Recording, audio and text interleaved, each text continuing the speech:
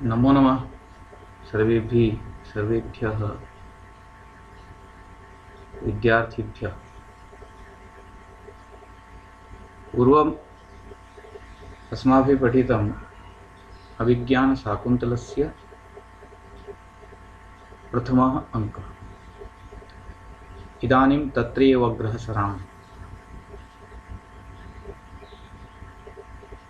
अस्तु, पठामः विद्यार्थिनः। आज हम जहाँ हम कल रुके थे वहाँ से आगे बढ़ते हैं। अभिज्ञान शाकुंतलम इस नाटक के पहले अंक में जब राजा दुष्यंत को शकुंतला विषयक शंका होती है और वो शकुंतला के वैखानस व्रत के बारे में पूछते हैं, उसके आगे हम पढ़ते हैं। आइए, प्रियंवदा। तो उसका उत्तर देते हुए राजा दुष्यंत की जो शंका है उसका समाधान करते हुए जो प्रियंवदा है वो राजा से कहती है, प्रियंवदा आर्य, हे आर्य, धर्मचरणेपि परवसो अयम जनः। धर्म आचरण में भी अयम जनः यानी यह शकुंतला परवश है, पराधीन है।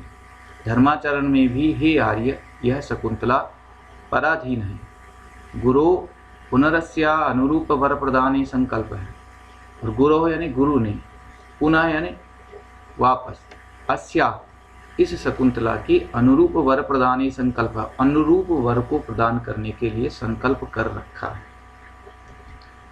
अर्थात वैसे तो धर्माचरण में भी हे आर्य ये जो शकुंतला है ये परवश है, पराधीन है।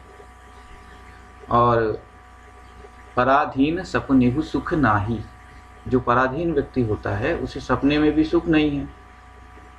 इसने जीवन में दुख ही दुख देखे हैं, लेकिन फिर भी जो इनके धर्म पिता हैं कण्व, वो कण्व ये चाहते हैं कि इसके अनुरूप ही वर को शकुंतला को प्रदान किया जाए।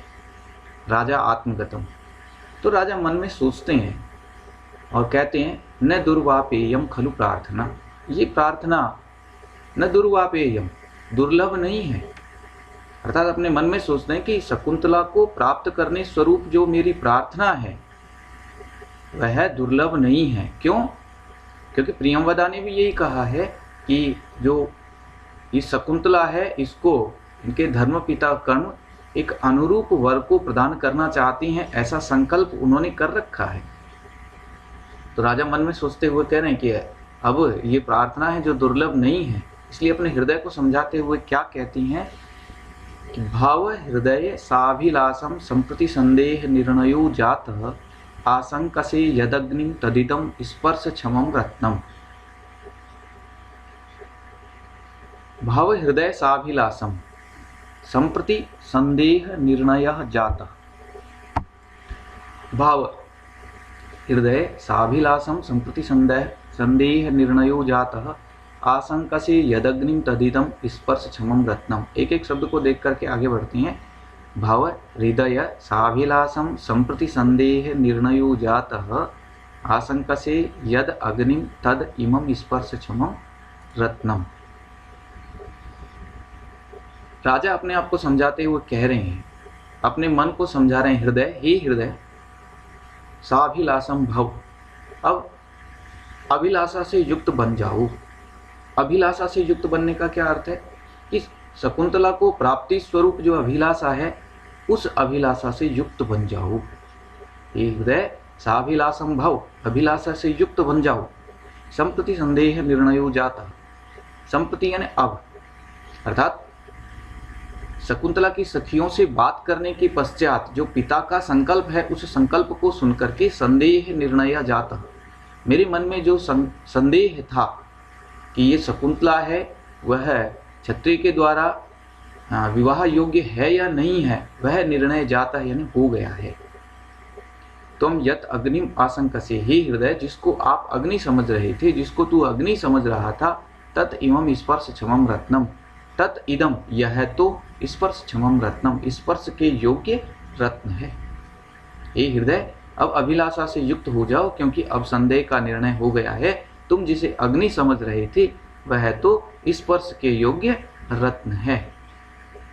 ऐसा राजा अपने हृदय से कहती है। शकुंतला सरोसमेव, शकुंतला क्रोधित हुई सी अनुसूये, हे अनुसूया गच्छाम्यहम्, मैं जाती हूँ। अनुसूया किम निमित्तम, किस कारण से जा रही हो? शकुंतला इमाम असबद्ध प्रलापनीम प्रियम वदाम आर्यायै गौतम्यै निवेदिष्यामि। इमाम असंबद्ध प्रलापनीम, यह असंबद्ध बातचीत करने वाली, अर्थात दूसरे शब्दों में ये कह सकती हैं कि यह अनाप शनाप कहने वाली प्रियम वदा को आर्यायै गौतम्यै निवेदिष्यामि, आर्य गोतनी से मैं इसके बारे में शिकायत करूंगी कि ये असंबद्ध बातचीत करने वाली प्रियमवदा जो है, इस प्रियमवदा की मैं गौतमी से शिकायत करने के लिए जा रही हूँ। अनुसूया सखी न युक्तम कृतसत्कारम अतिथि विशेषम विसृज्य स्वच्छंदतो गमनम। न युक्तम, ठीक नहीं है। अकृत सत्कार अतिथि विशेषम, बिना सम्मान सत्कार किए हुए अतिथि विशेष का, अर्थात हमारे यहाँ पर जो अतिथि आए हैं उनका बिना सम्मान सत्कार किए हुए इस प्रकार से विसृज्य, अतिथि को छोड़ करके स्वच्छंदतो गमनम न युक्तम, अपनी इच्छानुसार जाना अच्छी बात नहीं है, ठीक नहीं है, अर्थात आपको ऐसा नहीं करना चाहिए। शकुंतला न किंचित उक्त्वा प्रस्थितैव, शकुंतला कुछ नहीं कहते हुए प्रस्थान करती है। राजा गृहीतुम इच्छा, राजा उसे रोकने की इच्छा करते हुए निग्रही आत्मानम, अपने आप को रोक लेते हैं और आत्मगतम, अपने मन में सोचते हैं, अहो अरे चेष्टा प्रतिरूपिका कामी जन मनोवृत्ति। अहो अरे चेष्टा प्रतिरूपिका, चेष्टाओं को बताने वाली, चेष्टाओं को प्रदर्शित करने वाली कामी जन मनोवृत्ति, कामी जनों की जो मनोवृत्ति है, चित्तवृत्ति है, वो चेष्टाओं को प्रदर्शित करने वाली होती है। अहम ही, मैं निश्चित रूप से, अर्थात राजा को ऐसा नहीं करना चाहिए था, लेकिन राजा ऐसा करते हैं और राजा कह रहे हैं कि अरे जो चेष्टाएं हैं, चेष्टा प्रतिरूपिका काम जन मनोवृत्ति, जो कामी लोग हैं उनकी मनोवृत्ति है वो चेष्टाओं को प्रदर्शित करने वाली होती है। कैसे इस श्लोक में कहा है, अनुयास्यन मुनितनयाम सहसा विनयेन वारित प्रसरः स्थानात् अनुचलन्नपि गत्वेव पुनः प्रतिनिवृतः। एक एक शब्द को देखेंगे। अनुयास्यन मुनितनयाम सहसा विनयेन वारित प्रसरः स्थानात् अनुचलन्नपि गत्वेव पुनः प्रतिनिवृतः। मुनितनयाम अनुयास्यन, मुनितनया शकुंतला के अनुयास्यन, पीछे जाने की इच्छा करते हुए, सहसा यानी अचानक ही, विनयेन वारित प्रसरः, विनयशीलता के द्वारा रोक दिया गया हूँ, ऐसा स्थानात् अनुचलन्नपि, स्थान से बिना चले हुए भी, गत्वा इव पुनः प्रतिनिवृतः, मानो जा करके वापस लौट सा आया हूँ। मुनितनयाम अनुयास्यन, मुनिपुत्री शकुंतला के पीछे जाने की इच्छा करता हुआ, सहसा अचानक ही, विनयेन वारित प्रसरः, विनय के द्वारा जिसका प्रसरय को रोक दिया गया है, ऐसा मैं स्थानात् अनुचलन्नपि, अपने स्थान से बिना चले हुए भी, बिना गति किए हुए भी, गत्वा इव, मानो जाकर के, पुनः प्रतिनिवृतः, वापस लौट सा आया हूँ, ऐसा मुझे प्रतीत हो रहा है। यहाँ पर जो मुनितनया शब्द का प्रयोग किया गया है, यह सार्थक शब्द है, क्योंकि मुनि के द्वारा इस शकुंतला का पालन पोषण किया गया है। आगे बढ़ते हैं। प्रियमवदा शकुंतलाम निरुद्धे, शकुंतला को रोक करके, हला न ते युक्तम गंतुम, हे सखी तुम्हारा इस प्रकार से जाना ठीक नहीं है। शकुंतला सब भ्रूभंगम, अपनी भ्रुओं को टेढ़ा करते, जो भ्रू, ये भ्रू जो होती हैं इनको टेढ़ा करते हुए, किम निमित्तम, क्यों नहीं जाऊं। प्रियमवदा वृक्ष सेचने द्विधारयसी में, वृक्ष सेचन में द्विधारयसी में, तुम्हारे ऊपर दो वृक्षों का ऋण है। जो वृक्ष सेचन कर रहे थे, वृक्ष सेचन करते समय आपके दो वृक्षों में मैंने सिंचाई की है, इसलिए उसका ऋण आपके ऊपर है। आत्मानं मोचयित्वा ततो गमिष्यसि, अपने आप को उस ऋण से मुक्त करके उसके बाद में जाइए। इतो बलादेनाम निवर्त्यति, इस प्रकार प्रियंवदा जो है बलपूर्वक शकुंतला को रोकती है। राजा भद्रे वृक्ष सेचनादेव परिश्रांताम अत्र भवतिम लक्ष्ये। राजा कहते हैं भद्रे, हे कल्याणी, वृक्ष सेचनादेव, वृक्ष सेचन के कारण से ही, वृक्षों में जल सेचन से ही, परिश्रांताम थके हुए, अत्र भवतिम लक्ष्ये, मैं आपको देख रहा हूँ। अर्थात जल सेचन करने के कारण से आप थक गए हो, ऐसा मैं देख रहा हूँ। तथा ही अस्या, क्योंकि इस शकुंतला के जल सेचन से क्या हो गया है, राजा ने बहुत स्वाभाविक वर्णन किया है, बहुत सुंदर वर्णन है। इसको पढ़ते हैं। स्रंस्तांसौ अतिमात्र लोहित तलौ बाहु घटोच्छेपणात् अद्यापिस्तनवेपतुं जनयति श्वासः प्रमाणादिक स्रस्तं कर्ण शिरीष रोधिवदने घर्माम्भसां जालकं बंधे सनंसरंचैक हस्त यमिता पर्याकुला मूर्धज। क्या स्थिति हुई है शकुंतला की जल सेचन के कारण से? स्रस्तौ अंसौ अतिमात्र लोहित तलौ बाहु घटोच्छेपणात् अद्यापि स्तनवेपतुं जनयति श्वासः प्रमाणाधिकः स्रस्तं कर्ण शिरीष रोधिवदने घर्माम्भसां जालकं बंधे स्रंसनि चैक हस्त यमिता पर्याकुला मूर्धजा। अन्वय के अनुसार अर्थ देखेंगे।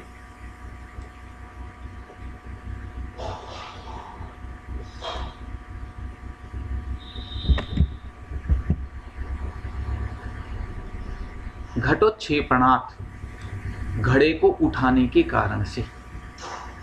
शकुंतला ने और अन्य सखियों ने भी अपने प्रमाण के अनुरूप ही घड़े ले रखे थे। तो घटोच्छेपणात् यानी घड़े के उठाने के कारण से। अब अनेक पौधों में सिंचाई करनी पड़ रही है, बहुत सारे पादपों में सिंचाई करनी पड़ रही है, तो घड़े को बार बार उठाना पड़ रहा है। शकुंतला की शरीर यष्टि है वो तन्वी कृशांगी है, वह कोमल शरीर धारिणी है। तो घटोच्छेपणात्, घड़े को उठाने के कारण से। अस्या बाहु, इस शकुंतला की भुजाएं, स्रस्तांसौ, स्रस्त ढीले अथवा खिसके हुए, अंसौ यानी कंधों वाली हो गई है। अर्थात घड़ों को उठाने के कारण से शकुंतला के जो कंधे हैं वो स्रस्त हो गए हैं, ढीले पड़ गए हैं अथवा झुक गए हैं। घड़ों को उठाने से शकुंतला के कंधे अत्यधिक झुक गए हैं, एक स्थिति। सिंचाई करने से दूसरी स्थिति क्या है? अतिमात्र लोहित तलौ स्तः, अतिमात्र यानी अत्यधिक, लोहित तलौ, तलौ यानी हथेलियां जो हैं लोहित रक्तवर्णीय स्तः यानी हो गई है। दोनों हथेलियां हैं वो घड़े को उठाने के कारण से क्या हो गई हैं? लाल हो गई है। दो बातें। तीसरा है प्रमाणाधिकः श्वासः अद्यापिस्तनवेपतुं जनयति, प्रमाण से अधिक श्वास, क्योंकि अत्यधिक सिंचाई करने के कारण से प्रमाण से अधिक श्वास आ रहा है, उस श्वास के कारण से अद्यापिस्तनवेपतुं जनयति, वह श्वास आज भी स्तनवेपतुं जनयति, स्तनों की वेपथु यानी कंपन को जनयति उत्पन्न कर रहा है। अर्थात जिसके कारण से प्रमाण से अधिक श्वास लेने के कारण से अब भी इनका जो स्तन प्रदेश है वो कंपायमान हो रहा है। वदने, मुख पर, कर्ण शिरीष रोधी, कर्ण शिरीष कान में पहने जाने वाले शिरीष के जो पुष्प है उनके व्यापार को रोकने वाले घर्माम्भसाम जालकम स्रस्तम, घर्माम्भसाम धूप से उत्पन्न होने वाले पसीने के समूह, सस्तम यानी व्याप्त हो रहा है। और जो मुख है वो मुख पर शिरीष के पुष्प के व्यापार को रोकने वाला, कान में पहने जाने वाले शिरीष के पुष्प के व्यापार को रोकने वाले पसीने का समूह व्याप्त हो रहा है। अर्थात जो इसका मुखमंडल है वह पसीने से युक्त हो रहा है। आगे बताया है बंधे स्रंसनी च पर्याकुला मूर्धजा, बंधे स्रंसनी जूड़े के खुल जाने से, केश बंध के खुल जाने से, पर्याकुला मूर्धजा जो बाल है वो इधर उधर बिखर गए हैं, उनको एक हस्त यमिता संति, वो एक हाथ से संभाले हुए है।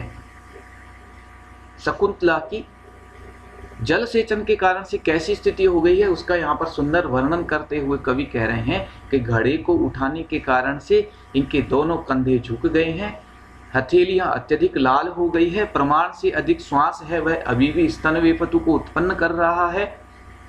शरीर पर कर्ण शिरीष, कान में पहने जाने वाले शिरीष कुसुम के व्यापार को रोकने वाला जो पसीने का समूह है वह व्याप्त हो रहा है, और बंध के खुल जाने के कारण से, जूड़े के खुल जाने के कारण से फैले हुए जो बाल हैं, केस हैं, उनको एक हाथ से रोके हुए यह शकुंतला दिखाई दे रही है। इससे यह प्रतीत हो रहा है कि जल देने के कारण से, पौधों में सिंचाई करने के कारण से ये शकुंतला पहले ही बहुत अधिक थकी हुई है, और आप इसमें ये कह रहे हो कि 2 पौधों में ये और सिंचाई करे, ऐसा आप जो कह रहे हो यह ठीक नहीं है। तावद अहम अनृणाम करोमि, तो मैं इसे ऋण मुक्त कर देता हूँ। इत्यंगुलीयकम दातुम इच्छति, ऐसा कहकर के राजा अपनी अंगूठी देना चाहता है। उभे नाम मुद्राम अक्षराणि अनुवाच्य, दोनों नाम मुद्रित अक्षरों को, उस अंगूठी के ऊपर मुद्रित नाम के अक्षरों को अनुवाच्य ने पढ़ करके परस्पर विलोकयतः, परस्पर एक दूसरे को देखते हुए। देखो यहाँ पर जो एक शब्द आया है नाम मुद्राक्षराणि अनुवाच्य, तो यहाँ पर अंगूठी के ऊपर पहले भी नाम मुद्रित किया जाता था, ये बात इससे क्लियर होती है। दूसरी बात यह है कि जो शकुंतला और शकुंतला की सखियां हैं वो पढ़ी लिखी थी, आश्रम में उनको अक्षर ज्ञान भी दिया जाता था, आध्यात्मिक ज्ञान के साथ साथ में। जैसी हमारी एक इस प्रकार की एक सोच बनी हुई थी कि पहले के समय में जो स्त्रियां हैं वो स्त्रियां पढ़ी लिखी नहीं हुआ करती थी, अथवा उन्हें शिक्षा का अधिकार नहीं था। इस बात से यह स्पष्ट होता है कि उस समय भी जो स्त्रियां होती थी वह पढ़ी लिखी हुआ करती थी, उनके शिक्षित होने पर भी विशेष ध्यान दिया जाता था। इसलिए यहाँ पर जो दोनों सखियां हैं, शकुंतला और शकुंतला की सखी है, वो अंगूठी के ऊपर लिखे हुए नाम को बांस लेती है, पढ़ लेती है और एक दूसरे को देखती हुई कहती हैं, एक दूसरे को देखती हैं। तो राजा इस बात को समझ जाते हैं। राजा कहते हैं अलम अस्मान अन्यथा संभाव्य, अस्मान अन्यथा संभाव्य अलम, हमें अन्यथा मत समझो। राज्य परिग्रहो यम, ये तो राजा का परितोष है, राजा ने मुझे इनाम में दी है। इति राजपुरुषम माम अवगच्छत, तो मुझे राजपुरुष समझिए, मैं राजपुरुष हूँ, राजा का व्यक्ति हूँ, राजा के द्वारा भेजा गया हूँ और उन्होंने प्रसन्न होकर के मुझे ये अंगूठी दी है। तो इसलिए इस पर ये जो दुष्यंत लिखा हुआ है अथवा जो लिखा हुआ है उसको पढ़ करके आप इसे अन्यथा मत समझिए। प्रेमदम तेन ही नारहत्येतत् अंगुलीयकम अंगुली वियोगम, तेन ही तो नारहति संभव नहीं है, एतत् अंगुलीयकम ये जो अंगूठी है उसका अंगुली वियोगम, उंगली से अलग होना, अर्थात उंगली से तो ये जो अंगूठी है ये उंगली से अलग नहीं हो सकती। क्यों नहीं हो सकती? क्योंकि आपको भी ये राजा ने परितोष के रूप में दी है, और जो वस्तु हमें परितोष के रूप में प्राप्त होती है उन वस्तुओं को हम किसी दूसरे को प्रदान नहीं करते हैं। क्योंकि आपको यदि कोई वस्तु परितोष में मिली हुई है, उस परितोष में मिली हुई वस्तु को क्या आप दूसरे को परितोष में देना उचित है? अर्थात नहीं है। इसलिए आपको यदि ये परितोष में मिली हुई है तो आप इस अंगुली को देने के योग्य नहीं हो, अर्थात आपको नहीं देना चाहिए। आर्यस्य वचनेन अनृणाम इदानीम ऐसा, ये आर्य आपके वचनों से ही यह अब ऋण मुक्त हो गई है, अर्थात मैं इसको आपके वचनों के कारण ही ऋण मुक्त कर देती हूँ। किंचित विहस्य, कुछ हंस करके, हला शकुंतले, हे सखी शकुंतला, मोचिता अस्य अनुकंप्य आर्येण, मोचिता यानी छुड़ा लिया है, अस्य अनुकंप्य आर्येण, इस दयालु चिरंजीवी ने, इस दयालु व्यक्ति ने आपको छुड़ा लिया है, इस दयालु राजपुरुष ने आपको छुड़ा लिया है, अथवा महाराजे ने, अथवा इस दयालु महाराज ने आपको छुड़ा दिया है। गच्छे इदानीम, अब आप जा सकती हैं, अब आप जाइए। शकुंतला आत्मगतम, शकुंतला अपने मन में सोचती है, यद्यात्मनः प्रभविष्यामि प्रकाशम का त्वं विसर्जितव्य रोधव्यस्य वा, यद्यात्मनः प्रभविष्यामि, यदि मैं अपने आप में समर्थ होती हूँ, मन में सोचती है कि यदि मैं अपने आप जाने में समर्थ होती हूँ तो प्रकाशम बोलती है, सामने बोलती है और कहती है का त्वं विसर्जितव्य, तुम कौन होती हो? भेजने वाली, रोधव्य सेवा अथवा रोकने वाली। तुम रोकने वाली और भेजने वाली कौन होती हो? राजा शकुंतलाम विलोक्यात्मकतम, राजा शकुंतला को देख करके अपने मन में कहती हैं, किन्नु खलु यथा वयम अस्याम इव अप्यस्य प्रति स्यात्। किन्नु खलु वयम यथा, जैसे हम इनके प्रति है, क्या ऐसा ही ये भी हमारे प्रति है? अथवा लब्धावकाशा में प्रार्थना, अथवा मेरी प्रार्थनाओं को अवकाश की प्राप्ति हो गई है। तो श्लोक कहती हैं आगे, वाचम न मिश्रियति यद्यपि मदवचो भी कर्णम ददात्यभिमुखम मयि भाषमाणे कामम न तिष्ठति मदानन सम्मुखीना भूयिष्ठम अन्य विषया न तु दृष्टिरस्या। इस शकुंतला के जो चेष्टाएं हैं, उन चेष्टाओं को देख करके राजा क्या सोचते हैं, श्लोक में कहा गया है कि यद्यपि मदवचो भी वाचम न मिश्रयति मयि भाषमाणे अभिमुखम कर्णम न ददाति मदानन सम्मुखीनाम कामम न तिष्ठति तो अस्या दृष्टि भूयिष्ठम अन्य विषया न अस्ति। यद्यपि मदवचो भी, मेरे वचनों के साथ में वाचम न मिश्रियति, वह अपनी वाणी को नहीं मिलाती है। अर्थात जब मैं कुछ कह रहा होता हूं तो मेरे वचनों के साथ में वह नहीं बोलती है। वापस देखेंगे, यद्यपि भले ही मदवचो भी, मेरे वचनों के साथ वाचम न मिश्रियति, अपनी वाणी को नहीं मिलाती है, मयि भाषमाणे अभिमुखम कर्णम ददाति, और मेरे बातचीत किए जाने पर वह मेरी ओर कान लगा करके सुनती है। मदानन सम्मुखी नाम कामम न तिष्ठति, भले ही वह मेरे मुख के सामने भले ही नहीं ठहर रही है, फिर भी तो अस्या दृष्टि, लेकिन इस शकुंतला की जो दृष्टि है, भूयिष्ठम अन्य विषया न अस्ति, अत्यधिक अन्य विषयों वाली नहीं है। अर्थात मेरे अतिरिक्त दूसरी और नहीं जा रही है। जो मैं कह रहा हूँ, चाहे वो मेरे वचनों के साथ वचन को नहीं मिला रही है, लेकिन वह उस बात को सुन रही है। चाहे वो मेरी ओर नहीं देख रही है, लेकिन फिर भी इसकी जो दृष्टि है वह दूसरी ओर नहीं है, अर्थात मेरी ओर ही है। इन सब को देख करके मुझे ऐसा लगता है कि जैसा मैं सोचता हूँ, क्या शकुंतला भी मेरे प्रति ऐसा ही सोचती है। बहुत अच्छा श्लोक है। इस पद्य में राजा ने शकुंतला के जिन लक्षणों का वर्णन किया है, वो लक्षण उस युवती के हैं जो अनुराग के वशीभूत है। यहाँ पर शकुंतला अनुराग के वशीभूत ही है। यह सुशील भारतीय कन्या का जो प्रेम व्यक्त करने का एक तरीका है कि उत्तर देते जाना तथा बातचीत होते समय आंखें मिलाना ध्यान देने के लक्षण हैं। अभिमुख का कर्णदान अर्थात अनन्य दृष्टि दो हेतुओं के द्वारा अनुरागोत्पत्ति रूप कार्य निर्देश होने से यहाँ पर समुच्चय अलंकार है। इस अलंकार में छेकानुप्रास तथा वृत्त्यानुप्रास भी है। तो ये बहुत अच्छा श्लोक है, परीक्षा की दृष्टि से भी अच्छा है। इसलिए विद्यार्थियों, एक बार इस श्लोक को बहुत अच्छे से आप देख लें, क्योंकि परीक्षा में कई बार इस श्लोक आया हुआ भी है। आगे बढ़ते हैं। नेपथ्य से आवाज आती है, भो भो तपस्विना, अरे अरे तपस्वी, सन्निहितस तपोवन सत्वरक्षायै भवतः। भवतः यानी आप सब लोग, सन्निहित यानी तैयार हो जाओ, तपोवन सत्वरक्षायै, तपोवन के प्राणियों की रक्षा के लिए।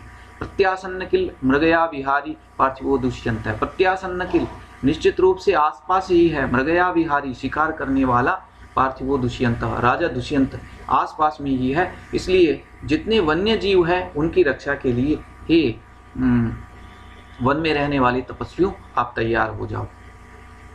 कैसे पता लग रहा है कि राजा आसपास ही है, उसका वर्णन किया है। तुरग खुर हतस तथा हिरेणो विटप विषक्त जलार्धवल्कलेषु पतित परिणतारुण प्रकाश सलभ समूह इव आश्रम द्रुमेषु। तुरग खुर हतस तथा हिरेणु विटप विषक्त जलार्धवल्कलेषु पतित परिणताव अरुण प्रकाश सलभ समूह इव आश्रम द्रुमेषु। तथा ही क्योंकि तुरग खुर हतः, तुरग घोड़ों की खुर से हतः यानी उठी हुई, परिणता अरुण प्रकाश सायंकालीन अरुण प्रकाश होने के कारण, अर्थात खुरों से उठाई हुई अस्त होते हुए सूर्य की कांति के समान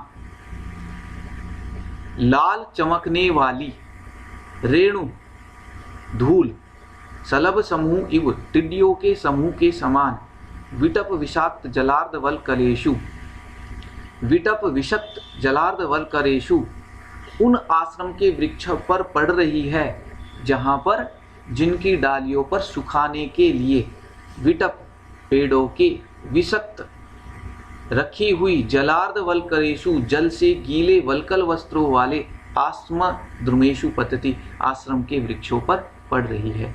क्योंकि घोड़ों के खुरों से उठाई गई अस्त होते हुए सूर्य की कांति के समान लाल चमकने वाली धूल टिड्डियों के समूह के समान आश्रम के वृक्षों पर पड़ रही है। कैसे आश्रम के वृक्षों पर पड़ रही है? जिनकी डालियों पर सुखाने के लिए मुनियों के जल से भीगे हुए वल्कल वस्त्र सूखे हुए हैं, ऐसे उन वृक्षों की डालियों पर टिड्डी के समूह के समान डूबते हुए संध्याकालीन सूर्य की किरणों का प्रकाश गिर रहा है। और आगे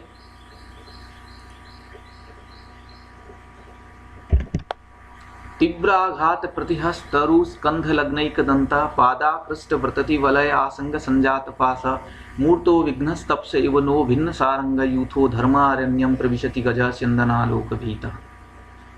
तीव्र आघात प्रतिहत तरु स्कंध लग्नैक दंता पादा पृष्ठ व्रतति वलय आसंग संजात पास मूर्तो विघ्नस्तप्स इव नो भिन्न सारंग यूथो धर्मारण्यम प्रविशति गज स्यंदनालोक भीता। सर्वकरणम दत्वा किंचित संभ्रांत, सभी कान लगा करके कुछ डर सी जाती है। स्यंदनालोक भीता, स्यंदन कहते हैं रथ को, और आलोक यानी देखने से, भीता यानी डरा हुआ, भयभीत हुआ। रथ को देखने से भयभीत हुआ। तीव्राघात प्रतिहत तरु, ये सब जो अंतिम लाइन दी गई है, गजः नः तपसः मूर्त विघ्न एव धर्मारण्यम प्रविशति। गजः यानी हाथी। कैसा हाथी है? चंदनालोक भीता। कैसा हाथी है? तीव्राघात प्रतिहत तरु स्कंध लग्नैक दंता। कैसा हाथी है? पादा कृष्ट व्रतति वलय आसंग संजात पासः। कैसा हाथी है? भिन्न सारंग यूथ। ये सारे हाथी के विशेषण हैं। ऐसा गजः यानी हाथी, न यानी हमारे, तपसः मूर्तः विघ्न इव तपस्या में एक शरीरधारी विघ्न की तरह से, एक साक्षात विघ्न की तरह से धर्मारण्यम प्रविशति, इस धर्म क्षेत्र में प्रवेश कर रहा है। कैसा हाथी है उसके बारे में एक एक विशेषण देख करके आगे बढ़ते हैं। स्यंदनालोक भीतः गज। स्यंदनालोक भीतः गज, स्यंदन यानी रथ को, आलोक यानी देखने से, भीता यानी भयभीत हुआ, गज यानी हाथी। रथ को आता हुआ देख करके रथ से डरा हुआ हाथी। तीव्राघात प्रतिहत तरु, तीव्र आघात के कारण से, प्रतिहत यानी नष्ट कर दिया है, तरु यानी पेड़ों को जिसने, स्कंध लग्नैक दंत, ऐसा हाथी। स्कंध लग्नैक दंता, जिसके कंधे पर एक दांत लगा हुआ है, अथवा ऐसा कह सकते हैं, स्कंध का मतलब होता है तना, जिसका दांत तने पर लगा हुआ है, ऐसा कह सकते हैं, जिसका एक दांत वृक्ष के तने में लगा हुआ है। क्योंकि जैसे वृक्षों को तोड़ करके उठा करके ले जा रहा है, तो एक जो तना है वो दांत के स्पर्श हुआ है। पादाकृष्ट व्रतति वलय, पैरों से खिंची हुई, व्रतति वलय यानी जो बेल पत्ते इत्यादि हैं उनके जो वलय हैं, जो बेल हैं, उनसे आसंग संजात पास है, जिनके पैरों में पासे बन गए हैं, अर्थात पैरों के द्वारा खींची हुई लताओं के समूह के लिपट जाने से जिनके पैर के पास बन गए हैं, ऐसा हाथी। भिन्न सारंग यूथः, और जिसने भिन्न यानी अलग अलग कर दिया है, सारंग यूथः, सारंग कहते हैं हिरण के, यूथ यानी समूह को, हिरण के समूह को जिसने अलग अलग कर दिया है, ऐसा हाथी। एक बार वापस विशेषणों को देख करके आगे बढ़ेंगे। चंदनालोक भीता, रथ को देख करके भयभीत, तीव्र आघात के कारण से, तीव्र आघात प्रतिहत तरु, तीव्र आघात के कारण से जिसने वृक्षों को गिरा दिया है। स्कंध लग्नैक दंता, तने पर जिसका एक दांत लगा हुआ है। पादाकृष्ट व्रतति वलय आसंग संजात पास, कि पैरों के द्वारा खींची हुई लताओं के समूह से लिपट जाने के कारण जिसके पैरों के पास बन गए हैं। भिन्न सारंग यूथा, जिसने हिरणों के समूह को भगा दिया है, इधर उधर तितर बितर कर दिया है, ऐसा गज है यानी हाथी। न तपसः मूर्तः विघ्न ही, हम तपस्वियों की तपस्या में साक्षात विघ्न के समान धर्मारण्यम प्रविशति, इस धर्म क्षेत्र में प्रवेश कर रहा है। इसलिए सत्व रक्षा के लिए आप सभी तपस्वियों सन्निहित हो जाओ। राजा आत्मगतम, राजा अपने मन में सोचता है, देख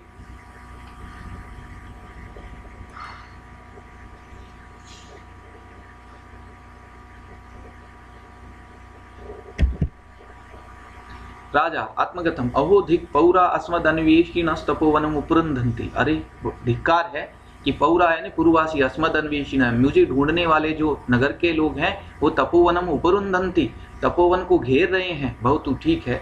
प्रतिगमिष्यामि गमिष्यामस्तावत्, तो हम वापस लौटते हैं। सख्य आर्य अनेन आरण्यक वृतांतेन पर्याकुला स्म, इस आरण्यक वृतांत से हम, इस हाथी इत्यादि अरण्य में घटित होने वाली घटना से हम दुखी हो गए हैं। अनुजानीहि न उटज गमनाय, अनुजानीहि न, हमें चलना चाहिए, उटज गमन के लिए हमें अनुमति ले लेनी चाहिए। राजा ससंभ्रम, राजा हड़बड़ाहट के साथ में, गच्छतु भवत्यः, आप जाइए। वयमप्याश्रम पीड़ा यथा न भवति तथा प्रयतिष्यामः, कि वयमपि यानी हम भी आश्रम पीड़ा जैसे नहीं हो इस प्रकार से प्रयास करते हैं। सर्वा उत्तिष्ठन्ति, सभी उठ जाते हैं।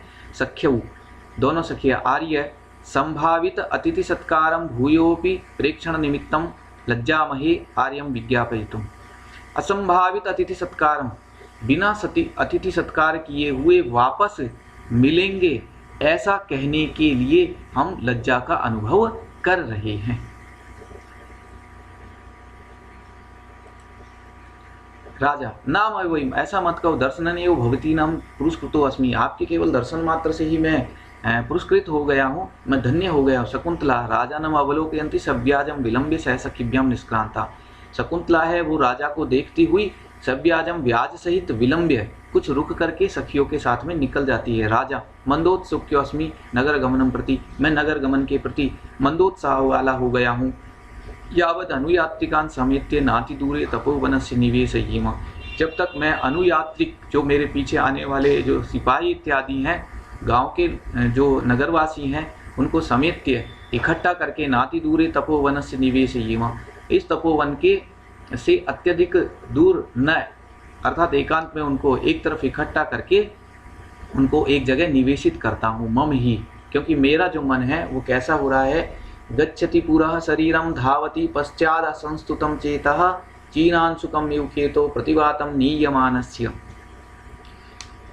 गच्छति पुरः शरीरम धावति पश्चाद असंस्तुतं चेतः चीनांशुकम युकेतो प्रतिवातं नीयमानस्य।